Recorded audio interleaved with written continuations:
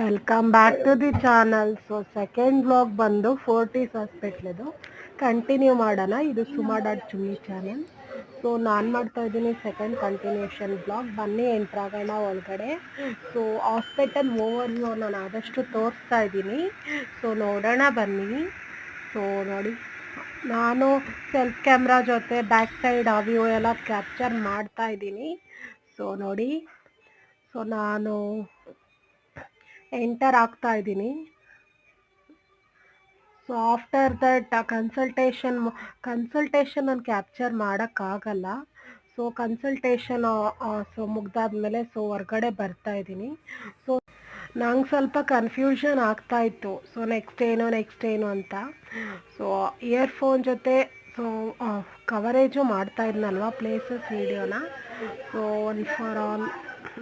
So ನೋಡಿ, ಇದು haematology, blood purification ಮತ್ತು ಎಮರ್ಜೆನ್ಸಿ ವಾರ್ಡ್ ಎಲ್ಲದ್ರದ್ದು ಪ್ರಿಸ್ಕ್ರಿಪ್ಷನ್, ಡಾಕ್ಟರ್ ಅವೈಲಬಿಲಿಟಿ ಎಲ್ಲನೂ ತೋರಿಸ್ತಾ ಇದ್ದೀನಿ. ಸೊ ನೋಡಿ, ಹಿಂದೆ ಬ್ಯಾಕ್ ವ್ಯೂಯಲ್ಲಿ ಅದೆಲ್ಲ ಮೆನ್ಷನ್ ಮಾಡಿದ್ದಾರೆ. ಸೊ ಆಫ್ಟರ್ ದಟ್ ಹೋಟೆಲ್ಗೆ ಹೋಗಿ ಒಂದು ದೋಸೆ ಆರ್ಡರ್ ಮಾಡಿದೆ.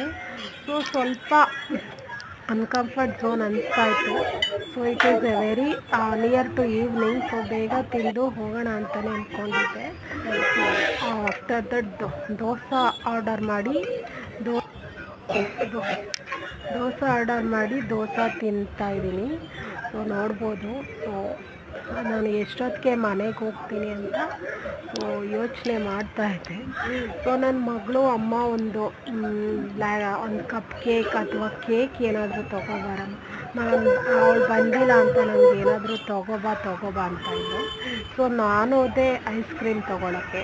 ಸೊ ನಾನು ಯೋಚನೆ ಮಾಡಿದೆ ಐಸ್ ಕ್ರೀಮು ಮೆಲ್ಟ್ ಆಗೋಗ್ಬಿಡುತ್ತೆ. ಸೊ ಏನಾದರೂ ಅದರ್ಸ್ ತೊಗೊಳ್ಳೋಣ. ಒಂದು ಫುಡ್ ನಾನು ಹೊರಗಡೆ ನೀರು ಜಾಸ್ತಿ ಪ್ರಿಫರ್ ಮಾಡಲ್ಲ.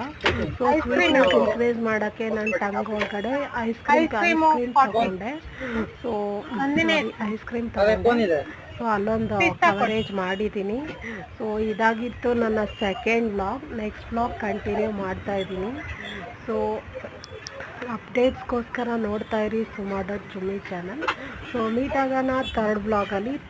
Thank you so much.